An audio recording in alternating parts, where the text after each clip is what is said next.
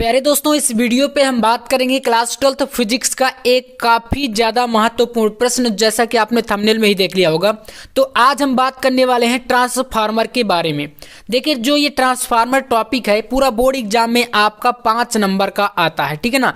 यहाँ पर 5 नंबर वाले क्वेश्चन का ये सीरीज चल रहा है, जिसमें आपको ये ट्रांसफार्मर टॉपिक काफ़ी महत्वपूर्ण है।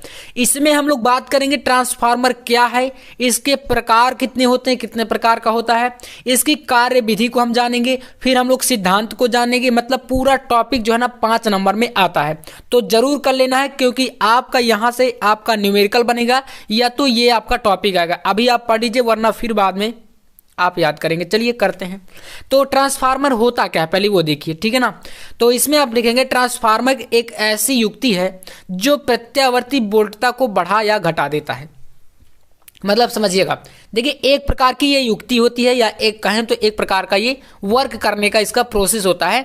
या तो ये वोल्टता को बढ़ाएगा और या तो घटाएगा, ठीक है। अब बात करेंगे कौन सा ट्रांसफार्मर वोल्टता को बढ़ाता है और कौन सा ट्रांसफार्मर वोल्टता को घटाता है, ये हम बात करेंगे ट्रांसफार्मर के प्रकार में। तो आप समझ गए ट्रांसफार्मर है क्या। अब चलिए बात करते हैं प्रकार में।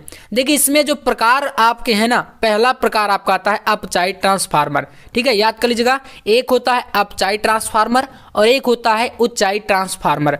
तो देखिए, जो अपचायी ट्रांसफार्मर होता है इसमें क्या विशेषता होती है, क्या चीजें आपको ध्यान देनी है। देखिए, जो अपचायी ट्रांसफार्मर होता है इसमें आपका प्राथमिक और द्वितीय कुंडली, ये देखिए दो जो आपका डायग्राम बना है, पहले यहाँ पर थ्योरी को देखिए।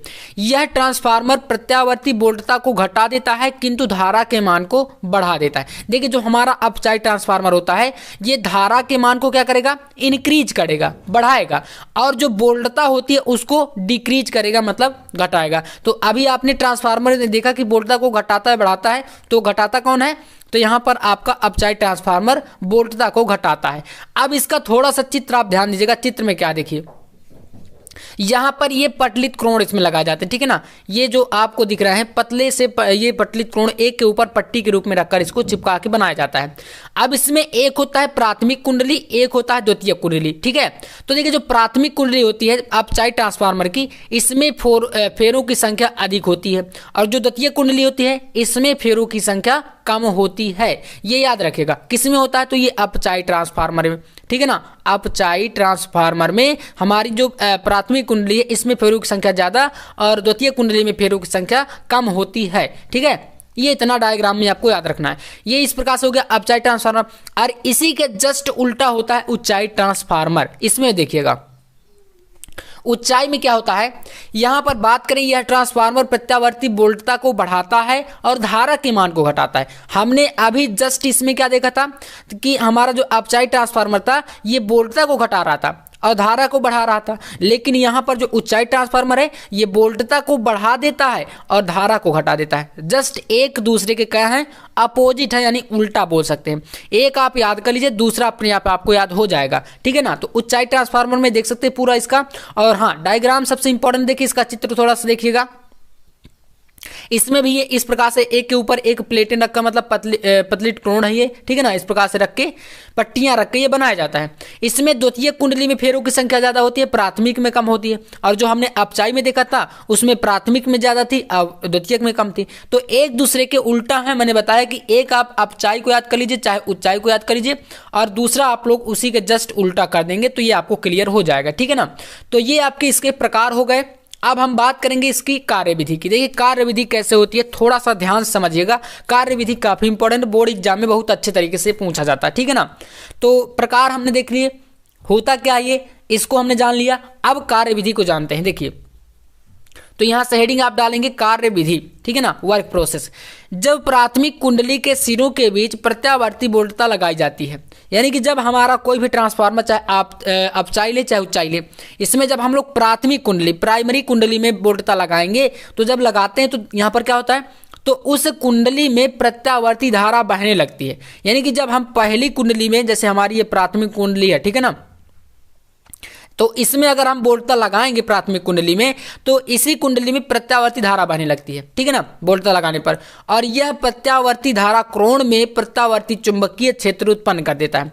जो कोण होता है यहाँ पर, जो ये आपकी पटलित कोण यहाँ पर ये रखे गए हैं, तो जब प्राथमिक कुंडली में धारा वोल्टता लगाते तो इसमें आपकी धारा बहने लगती है। इन कोण के बीच आपका प्रत्यावर्ती चुंबकीय क्षेत्र उत्पन्न होता है। फिर इसके बाद देखिए क्या होता है, जब ये चुंबकीय क्षेत्र उत्पन्न कर देता है, अतः हमारी जो द्वितीय कुंडली उसी के पास यहाँ पर जो द्वितीय कुंडली रहती है, इसमें बद्ध चुंबकीय फ्लक्स में परिवर्तन होता है। मतलब द्वितीय कुंडली में आपका चुंबकीय फ्लक्स में परिवर्तन बार बार होने लगता है। और अगर बार बार ये परिवर्तन होता है तो जिससे उसी आवृत्ति का प्रेरित विद्युत वाहक बल उत्पन्न हो जाता है। मतलब हमने प्राथमिक कुंडली ली, ठीक है, प्राथमिक कुंडली ली और इसमें हमने लगाया वोल्टता, जिससे कि धारा उत्पन्न हुई। और इसके बाद जो द्वितीय कुंडली थी आपकी ये, है ना, इसमें आपका क्या हो गया, चुंबकीय फ्लक्स में इसमें बार बार परिवर्तन होता है, जिससे कि इसमें इसी आवृत्ति का, जैसा जिस आवृत्ति का प्रथम कुंडली में था उसी आवृत्ति का द्वितीय कुंडली में भी प्रेरित विद्युत वाहक बल उत्पन्न हो जाता है। इस प्रकार से ट्रांसफार्मर कार्य करता है और धारा हमें प्रदान करता है। मतलब कि जैसा भी हमें चाहिए। आप जानते हैं ना कि जैसे हमारे जो घरों में बिजली आती है, करंट आता है, उसमें आप देखते होंगे 440 वोल्ट का आता है। और अगर आप देखेंगे जब ट्रांसफार्मर जहाँ पर रखा होता है वहाँ पर 11,000 से ज़्यादा वोल्टेज रहता है, ठीक है ना, जिसमें से उसको कन्वर्ट करके क्या करता है, वोल्टता को कम करके और धारा को बढ़ा करके हमें हमारे घरों तक भेजता है, ठीक है ना। तो ऐसे ये कार्य करता है और इसके कार्य विधि में अब तो आपको कोई यहाँ पर प्रॉब्लम होगी नहीं, आई होप। अब बात करेंगे इसका सिद्धांत की। देखिए सिद्धांत भी काफी इंपॉर्टेंट है, ठीक है, पूरा अच्छे समझिएगा, पूरा 5 नंबर का ये क्वेश्चन है। सिद्धांत में बात करेंगे हम लोग। देखिए यहाँ पर माना लिखेंगे ट्रांसफार्मर के प्राथमिक कुंडली व द्वितीय कुंडली में फेरों की संख्या क्रमशः NP व NS है। यानी कि इसका क्या मतलब है, N मतलब कि फेरों की संख्या हो गई, P मतलब प्राथमिक कुंडली प्राइमरी और S मतलब सेकेंडरी यानी द्वितीय कुंडली। तो प्राथमिक और द्वितीय कुंडली में फेरों की संख्याएं हैं, ठीक है, याद रखिएगा। P मतलब प्राइमरी प्राथमिक कुंडली, S मतलब सेकेंडरी यानी द्वितीय कुंडली। अब यहाँ पर आपके सामने 2 ट्रांसफार्मर है। देखिए एक अपचाई है, एक उच्चाई ट्रांसफार्मर। अपचाई ट्रांसफार्मर में प्राथमिक कुंडली में फेरों की संख्या ज्यादा और उच्चाई में यहाँ पर प्राथमिक में फेरों की संख्या कम है। ये चीज याद रखिएगा, ठीक है ना, इसमें चित्र को। अब मान यहाँ पर सिद्धांत देखिए, इसके फार्मूले कुछ बनेंगे।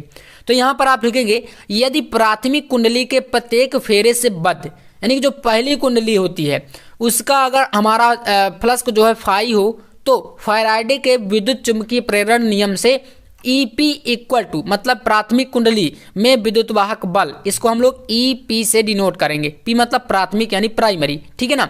तो ये प्राथमिक कुंडली का विद्युत वाहक बल है जो कि फैराडे के नियम के अनुसार यहाँ पर ये बन रहा है। तो EP इक्वल टू हो जाएगा -NP d∅dt। और NP क्या है, प्राथमिक कुंडली में फेरों की संख्या, और माइनस चिन्ह आपका चुंबकीय फ्लक्स में बद्ध जो है होता है, चुंबकीय फ्लक्स को उसका परिवर्तन का विरोध करता है। मैंने फैराडे के नियम आपको पढ़ा दिए हैं, तो यहाँ पर फैराडे का नियम लगता है, ठीक है। ये आपका पहला समीकरण बन गया। अब इसके बाद यही आपको याद करना है और दूसरे में भी आपको ऐसा ही प्रोसेस करना है।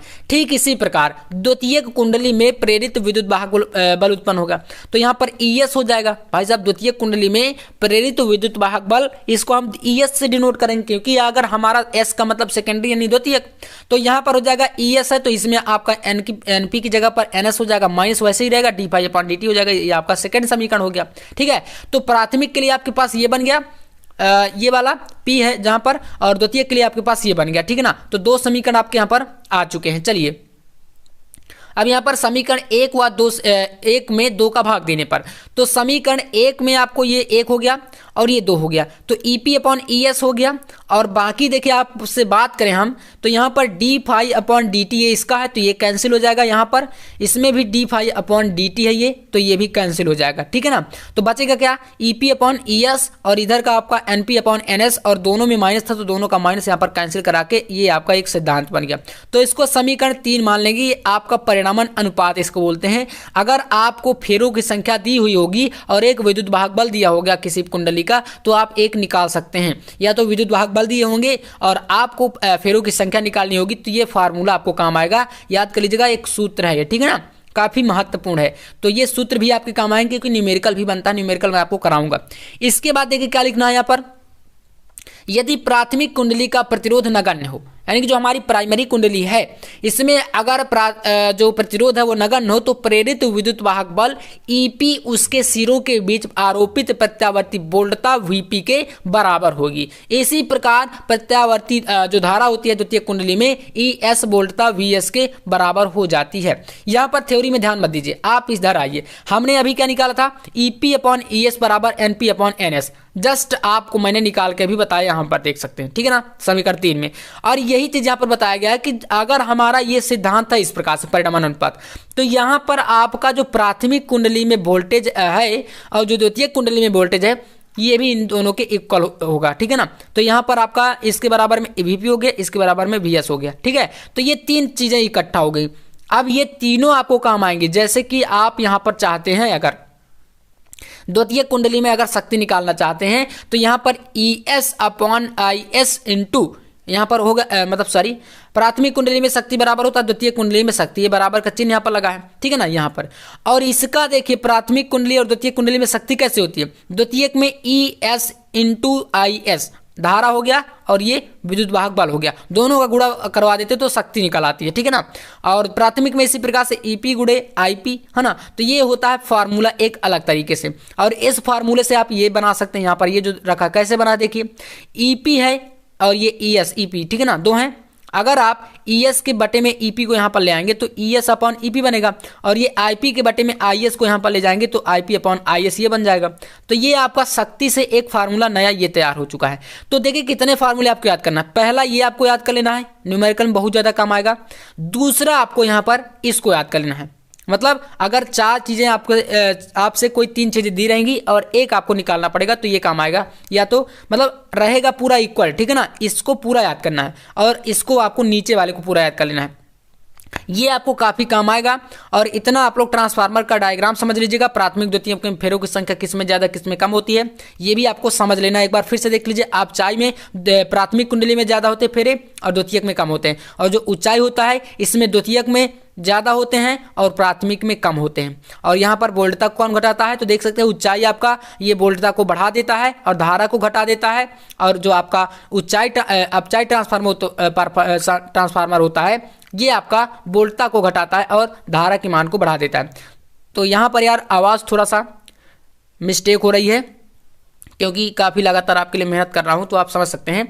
बाकी चलिए देखते हैं, यहाँ पर आपका ये पूरा टॉपिक इस प्रकार से कंप्लीट हो जाएगा। अगर इतना आप कर लेते हैं तो 5 नंबर आपका यहाँ से फिक्स है, ठीक है ना। बाकी के जो बचे हुए टॉपिक हैं उनको भी हम लोग लगातार मैं आपको प्रयास कर रहा हूँ। देखिए एक घंटे में लगातार आपको हर एक टॉपिक में प्रोवाइड करा रहा हूँ ताकि कोई भी टॉपिक छूटे ना। जैसे कि आपके पास समय भी कम है और इस कम समय में आप आसानी से तैयारी अपनी कर पाएँ, ठीक है। तो चलिए मिलते हैं नेक्स्ट वीडियो में नेक्स्ट टॉपिक के साथ। चैनल पर है सब्सक्राइब जरूर आप लोग कर लीजिएगा। मिलते हैं नेक्स्ट वीडियो में, तब तक के लिए जय हिंद, वंदे मातरम।